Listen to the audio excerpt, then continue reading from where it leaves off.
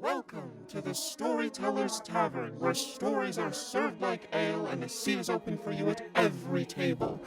Let's get back to the story, shall we, my friends? Last time on Hotel Hell. You guys are woken up by a blood-curdling scream. It was a man. It was a man, and his skin was burning. It'll be okay, okay? Harper, okay? Let's get you back to camp, okay? As you have your hand tracing the tree a little bit, you feel a different type of texture that does not coincide with the wood. A rusted nail. Julian's gonna keep that to himself. There is a moment where you are parting the dirt a little bit. You find some sort of like bone. Okay, I'm not gonna touch that.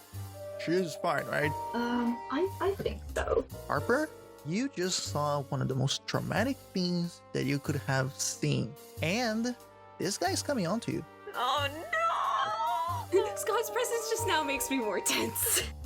Scott's and Ramirez. Can we go away from here? We might have a slight problem.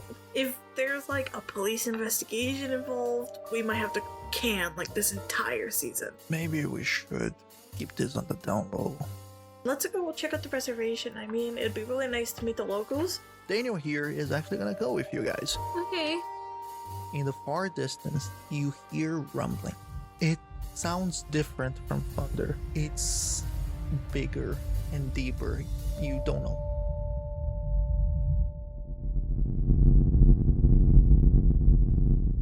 Did you hear that? I thought I heard thunder or something. You guys are in different boats. We're not that far. I know. You can talk to each other. Yeah! Guys, I think I might range soon. I thought I heard thunder just now. I heard something too. I mean, it sounded like thunder, but it also kind of sounded a little different. No. What did it sound like? I don't really know how to describe it. I don't know. It could be thunder. It just could be me. I don't know what's going on. It's okay. It's okay. It'll all be okay. Yeah, we're going. It's fun. And I'm taking out a picture of Spud, my childhood pony, and I'm staring at it to just... Nice. It gives you closure. I'm just holding on to it like, please comfort me. Comfort me, precious horsey. I'm wondering, am I in the same boat as Daniel? You're in the same boat as Roy. Boy. I mean, you It's can Lynn talk and to Daniel on that boat. And then, and Lynn and Daniel are in a different boat. Just roll. Okay. No, it's fine. I wanted to talk to him about the ledger message. We'll talk to him when we're on land. So, you guys take a good part of like 2 hours to get there. The river is flowing, but it's not a current strong enough for the boat to move by itself. Maybe very slowly, but not like... So you guys still need to go there, and it's like a good handful of miles in between this spot and the actual reservation. Mm-hmm. But when you guys get there, it's a small walk. No more than 20 minutes walk towards the outskirts of the reservation. It's actually a very pretty place, made mostly of the materials found here, with a mixture of some materials that was exported from trading, cinder blocks and actual cement. But it is a very beautiful place. You can see a very strong artistic presence here, as they have carved totems. They have some beautiful statues of wood. There is a bit of like representation and idolization of some Christian symbols like crosses and baby Jesus or Mary, as Daniel explained to you guys, that there is a very strong Christian presence in this village since the 60s. But they some of the more younger generations have resorted to adhere more to the traditional and Hell yeah. Aboriginal. Yeah, and he's one of those that he prefers to be more connected to the Great Spirit, but that doesn't mean that he doesn't respect the the Christian. There is a reverend, apparently, that is here. The elder agreed that some should help you guys with the renovation of the hotel, as it will help financially the village, creating traction and bringing in tourists, because their art is so good. They would be successful in selling it. They have been selling it for so long now. It just needs more people to buy it. And some of the other people in this village is helping the Reverend build a church in the outskirts as well. Question. This might be a really, really oddly specific question. Is it like Catholic or is it Protestant? Pentecostal. Yeah, so there's this church that is being built here because this priest has arrived and been living with them for 6 months or so, and he has been an actual positive influence to the village. Daniel gives the impression that he's a good guy. He seems to be a very understanding, he adheres and listens to people, so he hasn't done anything wrong, at least. All right, so what would you guys like to do? There's a whole village for you guys to explore. What would you recommend, Daniel? Daniel goes, I would suggest looking at some of our local art. I know some of my people that does amazing stuff, and we can sell you even for a little bit cheaper, like... Yeah, I like art. Yeah, I'd love to buy some stuff. Might be good for the hotel. Yeah. So you guys go through some of the stores that they have, and they are beautifully crafted. Some are more realistic, other ones are a little bit more stylistic in a more simplistic point of view, but all of them so well crafted. These people are so talented, and there is mixture between sculpting or carving with the wood and painting over it. There's some paintings, some sewing. It's like they are really, really good at their craft. And there's smaller stuff like pendants, symbols, or there's some bigger stuff, and you guys have a good variety. What do you guys want? I'd like to do a spot hidden because I want to see if there's like any paintings that maybe have some similarities to some of the ones that we have found. Okay. Maybe in like they're not. It doesn't have to, I'm not specifically looking for artists because obviously there probably wouldn't be those artists, but I'm just looking for like similarities. Alright. When it comes to landscape, I'll say yes. You don't even need a roll for that. Okay. To be honest, because you guys were able to compare. I actually do have a specific thing that I want to look for. I want to look for anything that has like talking about the red cedar. Okay. Oh, I was also. I don't even know if spot hidden is a good one. I think it would be. Yeah, do so. I do one as well. Do you want to help me instead? Oh, yeah. Because I have a way better spot Yeah, you hidden. definitely do have a better spot hidden. That's the one thing I put into because I know that it's very valid. Coming through once more. Extreme success. Definitely extreme success. Yeah. How much of extreme success? Yeah, that would be like almost critical.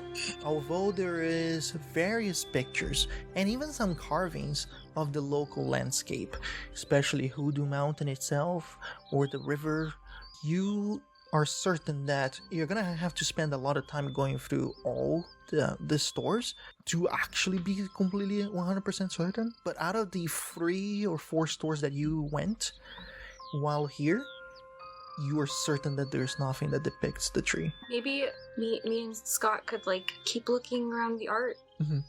It will take longer to... I will use the same roll. I won't ask you to roll again, but it will take longer for you guys to go through all the shops, I per was se. wondering like maybe like I don't know how much of this is really filmable. Like we kind of got a lot already. Yeah. If you guys want to like I don't know go look at something else. Do some B-roll stuff. Talk to some people. I'll see if I can get some Vista shots Yeah. or some naturalistic cool.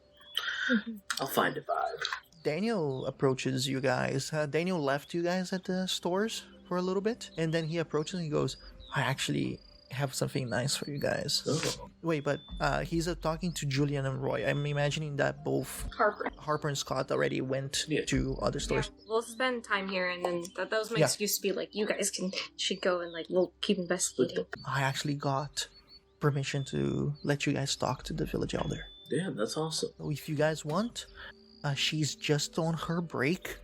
She's eating some food, but she said that she is willing to talk to you guys. Please interrupt this poor woman's lunch break. No. Don't feel like that. Don't feel like that. Talk about it. She said that she would be willing to meet new people, especially people with such promises like you guys. Awesome. Okay, yeah, I'd love to meet her. Yeah, you can film an interview or something if you want. All right, yeah, let's go. And he brings you guys there. You meet this wonderfully, like, iconic old lady. Oh. Is wrinkled past her years, but she still has that beautiful, warming smile that only elderly people can get to that level of, like, you're so cute, I want to hug you. Aw. Very endearing. And she has, like, her hair that is very taken care of, and there is some gray on it, but she's doing a really good job to upkeep even the color of it. And she looks at you guys and she goes, "Oh, nice to meet you. How can I help you guys?"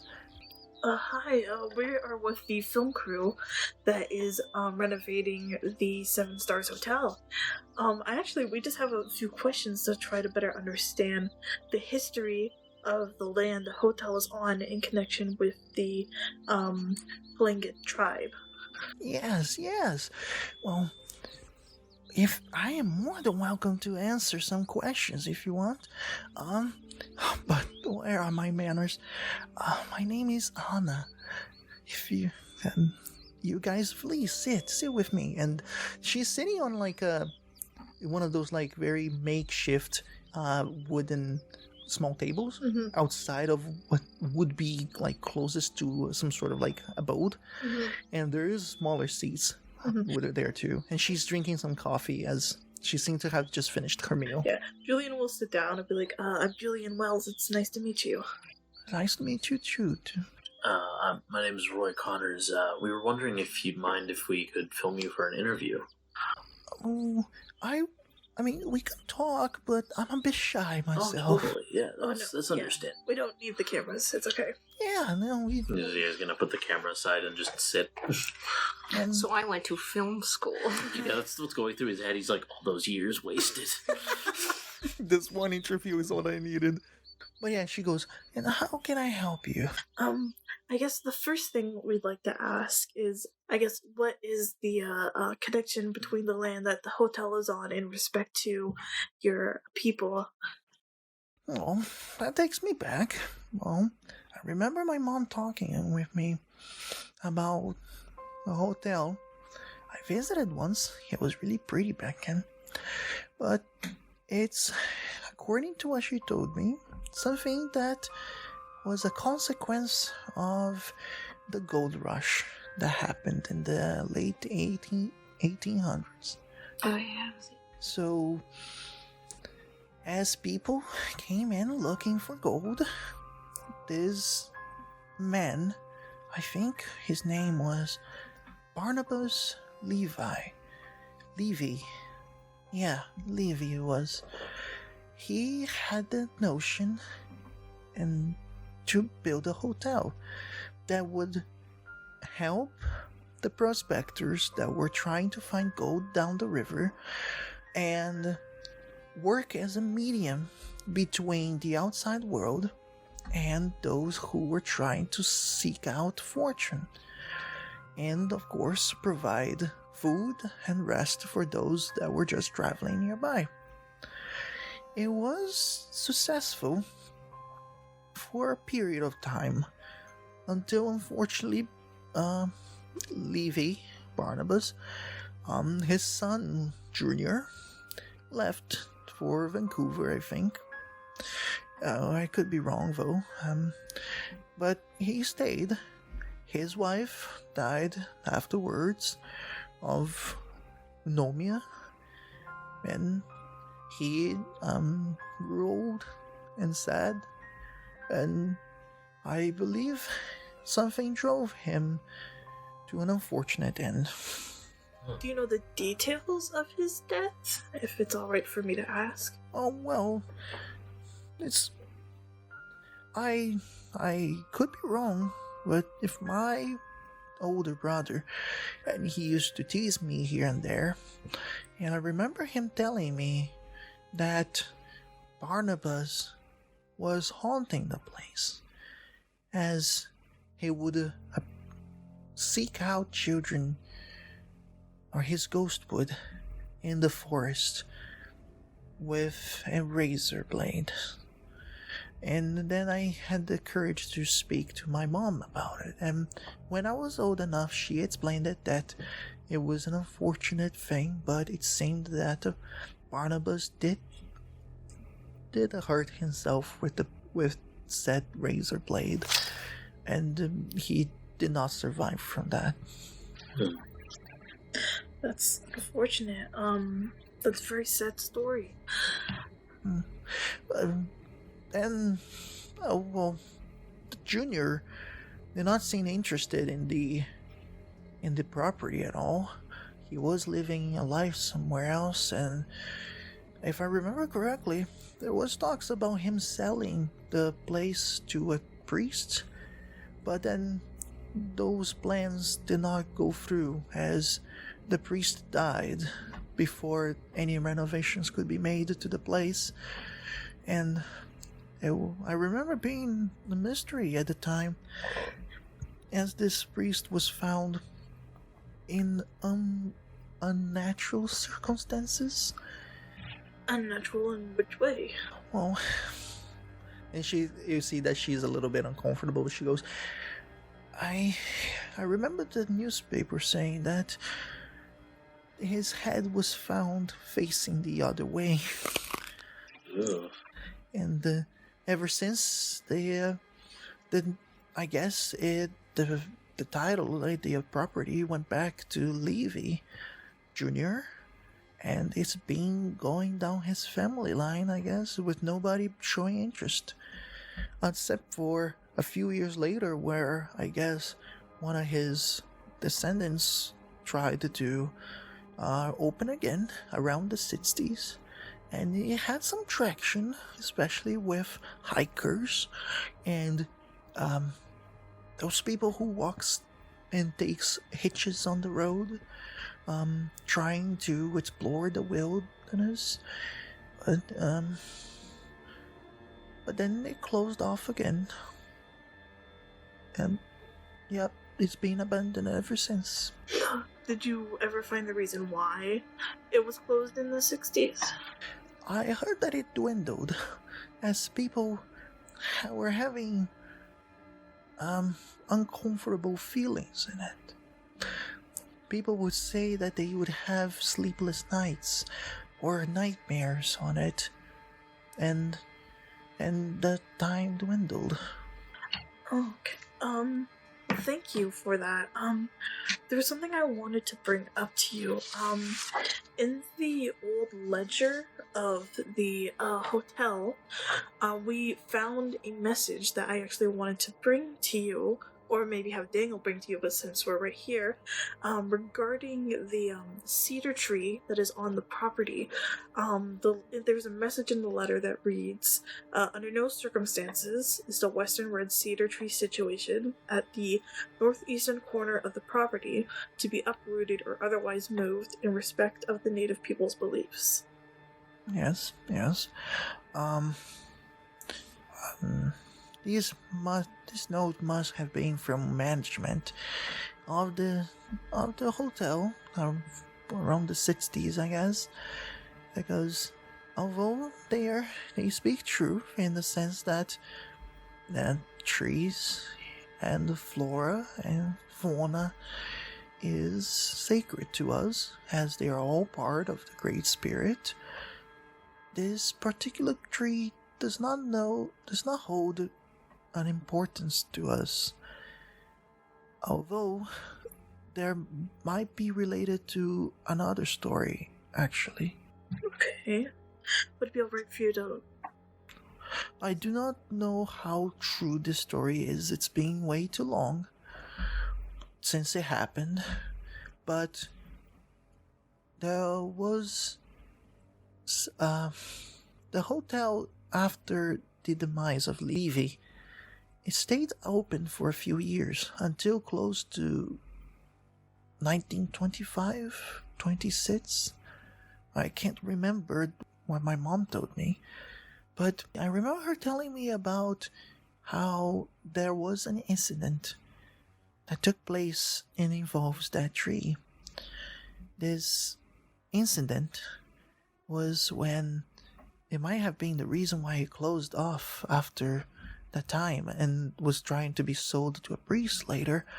But basically, a group of prospectors, additionally with a few others, I think was people from the hotel, tenants and guests, they accused another tenant, of witchcraft. And they, if I remember correctly, it says that they carried the man to the tree and burned him there. But now that could be just an old story. It could not ever happen. I've been confessed by some of my people that they have bad feelings when being near the place, and they believe that it's the work of the devil that is near the tree, or that the Great Spirit shuns it. So we just try to avoid it. Do you think that maybe the message in this ledger was just written in there as a reason? Maybe as an excuse, like a lie for someone to try to keep the tree on the property? Maybe? I mean, I imagine that they might have just not wanted to be touched in some way. And it would be just easier to put it on us, saying that it's sacred, so as to respect our wishes. I don't know. I'll have to ask Scott and Harper as well. But you think it would be possible for perhaps yourself or some representatives of your tribe to come and bless the land that we're building on? I could ask the Reverend. That is possible as well, yes. Alright, I can talk to him. He's busy right now with the construction of his own church, but maybe he will be willing to. He's a nice man, and he probably would be interested too. I will see what I can do, and I'll ask Daniel to tell you the outcome. Alright, thank you. Just one last thing, and this might be like a shot in the dark, but is there anyone historically in the area who has the initials of JS? Nothing brings me to mind about it. That's okay. Thank you, though. Thank you, that information is very useful. We appreciate your time. She thanks you guys. She insists that you guys stay for coffee, and they provide you coffee, and you guys just continue talking and small talking there for a little bit. In the meantime, that gives you enough time for you guys to go through all of the stores pretty much. Met some people, had some nice conversation with some of them, maybe even made a friend or two. Maybe bought some art. Yeah, Scott Yeah, Probably bought some art. Yeah. yeah, exactly. If you guys bought anything, I will say that you guys Take it up could on have. spell. Yeah, I mean, I have a $400 spending limit. Exactly. So you guys can more than enough spend some on small jewelry and stuff. I don't even need to say how much. Just if you guys come up with something, just I have a pendant or Probably bought some earrings. yeah, sure. Earrings and a necklace. Yeah, there you go. You Retail did that. therapy. Retail therapy. Scott found a bracelet that he got for Simon. Gay. Yeah.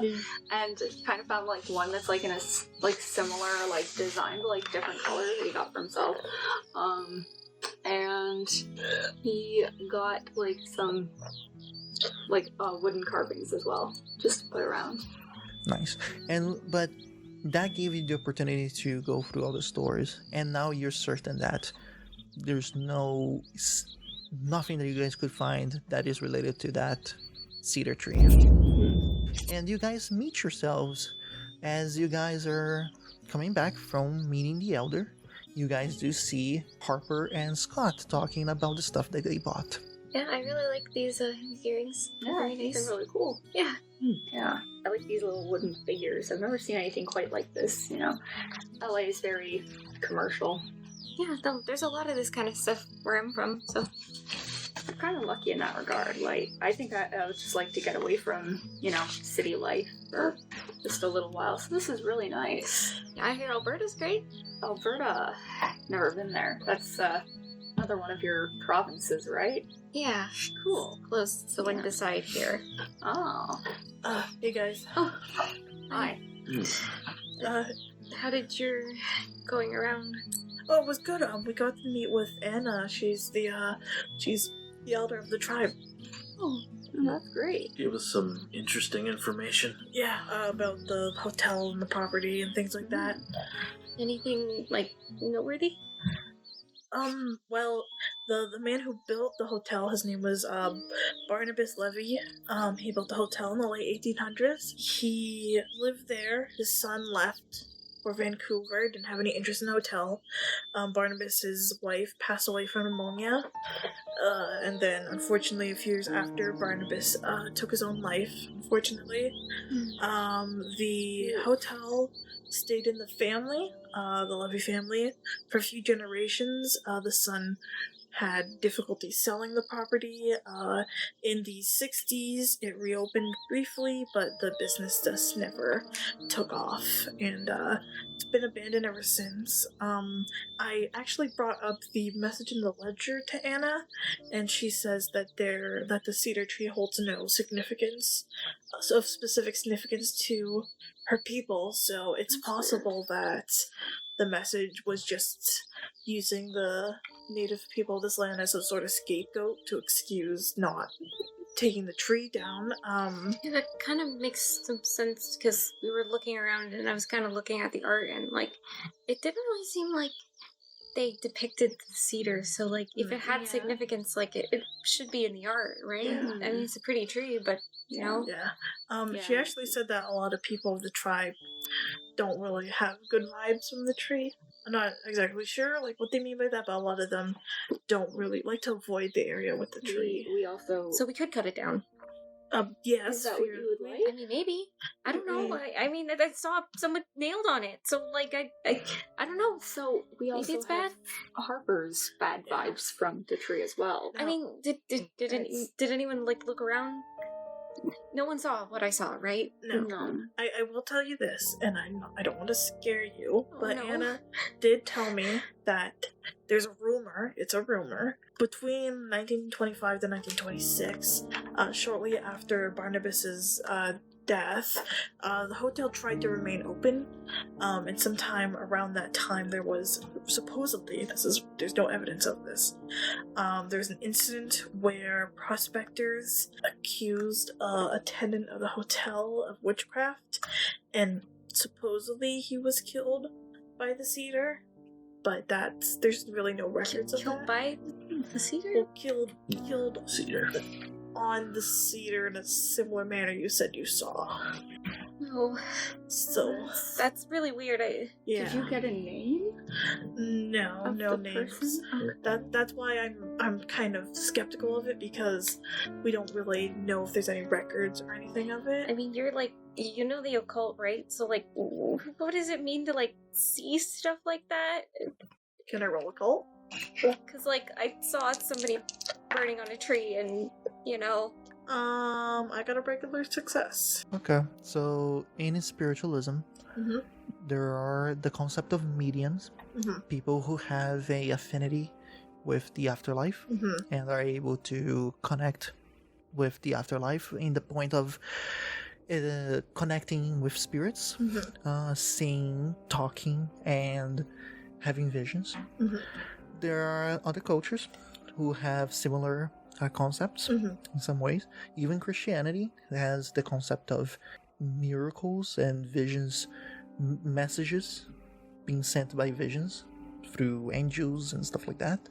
But if anything, your personal point of view would be along the lines of maybe Harper has an affinity towards the afterlife in some way. You are the type of guy, this is something I'm asking out of Julian. Julian is a guy who, although he studies it, does he believe the supernatural, or does he? Yeah, he believes in the supernatural, but he's the kind of person who's very skeptical of it as well. Mhm. Like, that's why he told Harper, like, Mhm. 98% of the time the leads he gets are fake. So he's the kind of person who, like, in order to, like, absolutely make sure something's supernatural, he will, like, rip it apart to shreds. Yeah, he will look almost in a scientific point of view to prove it. But because he believes it, then he has this suspicion that Harper is in some way more open, spiritually. Therefore, she could have had some sort of contact. Alright, Julian will look at her and be like, I have a question before I answer what you asked. Is this, like, the first time you've ever experienced anything like this? Yeah, definitely. Like visions, seeing things that aren't there, like dreams, voices. I mean, I have dreams like anyone else, but like... I mean, the reason why I bring this up is because sometimes there's a belief in many different cultures of people who are mediums or the belief that people may have a connection to the afterlife, like people who have this innate ability to see the afterlife. And I'm not saying that you're a medium, which is why I asked if this is something that's common. It's possible there are some beliefs that if someone dies in a very strong way, in an emotional way, that they could leave residual energy behind. The problem is this is very difficult to prove.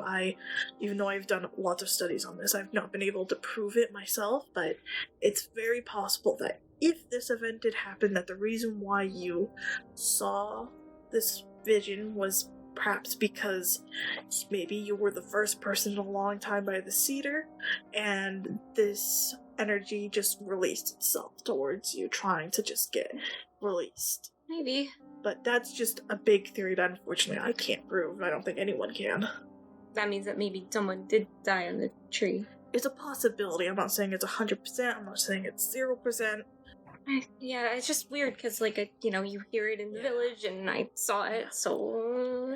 One thing I actually want to do as well is I wanted to visit the priest of the church. Well, there isn't a church right now, but wanted to visit the priest. Yes, thank you. The pastor that resides here, because Anna told us that he may be able to bless the land. I'm not sure if any of us are religious, but it might be good for, like, publicity's sake to be like, this place is maybe sort of spooky, but a priest has blessed it, sort of thing. Yeah, I really wasn't hoping for spooky. Well, if it's just, things get around. Yeah, I mean, I guess for publicity's sakes, right? Yeah, for publicity. publicity's sake. Yeah. But yeah, we can go talk to him and see what goes on. Sure. Go down. There's definitely something weird going on here. That much is clear. Weird. I came here for normal. I don't know how normal it is to just receive a letter out of nowhere telling you you've inherited a hotel. Yeah. But this has been turning into a very interesting side plot. Let's say it that way. Let's keep the message on the story of the hotel being renovated and made into something beautiful. Yeah, hopeful. Let's not, wholesome. Yes, let's not let this sort of weird rumors and undertones ruin something great. Yeah, let's go talk to. Maybe the rumors and having the pastor bless the land, maybe that will attract more people. Yeah. And make them think, no, this is actually really cool. Like, what's the story here? And safe. Yeah. Safe among all things. That's what I want. I don't want anyone to die on the land that I own.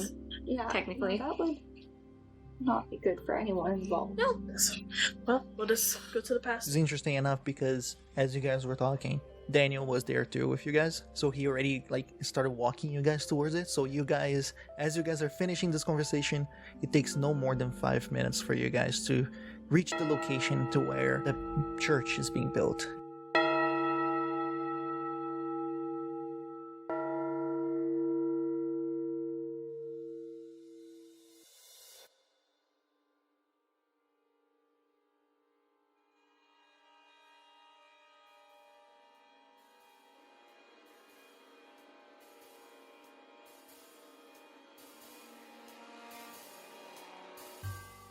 You've reached the end of this episode of Hotel Hell. Thank you so much for listening. Your support is greatly appreciated.